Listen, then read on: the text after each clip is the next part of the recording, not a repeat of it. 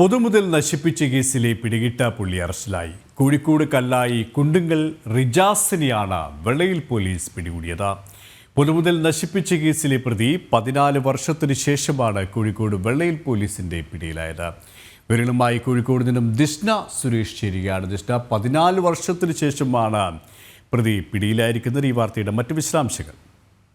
2011 October മാസം മറ്റൊരു കേസിൽ അറസ്റ്റിലായ പ്രതിയെ കോഴിക്കോട് ജനറൽ ആശുപത്രിയിലെ മെഡിക്കൽ പരിശോധനയ്ക്കായി കൊണ്ടുപോകുന്ന സമയത്താണ് ഈ മാരകായുധങ്ങൾ ഉപയോഗിച്ച് പോലീസ് ജീപ്പിന്റെ ഗ്ലാസ് കല്ലുകൊണ്ട് എറിഞ്ഞെടുക്കുകയായിരുന്നു.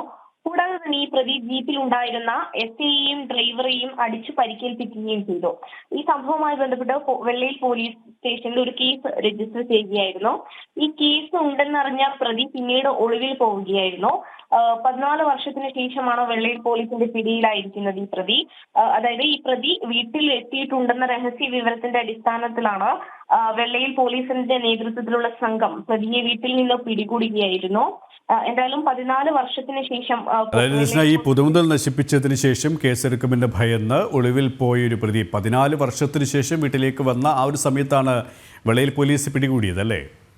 തീർച്ചയായും ദീപി, കോഴിക്കോട് കല്ലായി കുണ്ടുങ്ങൽ സ്വദേശിയായ റിജാസിനെയാണ് പോലീസ് പിടികൂടിയിരിക്കുന്നത്. ഞാൻ നേരത്തെ സൂചിപ്പിച്ചതുപോലെ തന്നെ 2011 ഒക്ടോബർ മാസം മറ്റൊരു കേസിൽ അറസ്റ്റിലായ പ്രതി പിന്നീട് പോലീസ് വാഹനം ഉൾപ്പെടെയുള്ള വാഹനത്തിന് നേരെയൊക്കെ മാരകായുധങ്ങൾ ഉപയോഗിച്ച് പോലീസ് ജീപ്പിന്റെ കല്ല് എറിഞ്ഞുടക്കുകയും ചെയ്തു. കൂടാതെ തന്നെ അന്ന് ഡ്യൂട്ടിയിൽ ഉണ്ടായിരുന്ന എസ്ഐയെ ഉൾപ്പെടെ മർദ്ദിക്കുകയും ചെയ്തിരുന്നു.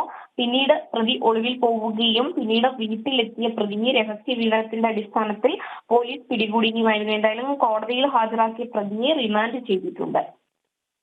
പൊതുമുതൽ നശിപ്പിച്ച കേസിലെ പിടികിട്ട പുള്ളിയാണ് അറസ്റ്റിലായിരിക്കുന്നത്. കോഴിക്കോട് കല്ലായി കുണ്ടുങ്ങൽ റിജാസിനെയാണ് വെള്ളയിൽ പോലീസ് പിടികൂടിയത്. പൊതുമുതൽ നശിപ്പിച്ച കേസിലെ പ്രതി 14 വർഷത്തിനു ശേഷമാണ് കോഴിക്കോട് വെള്ളയിൽ പോലീസിന്റെ പിടിയിലാകുന്നത്.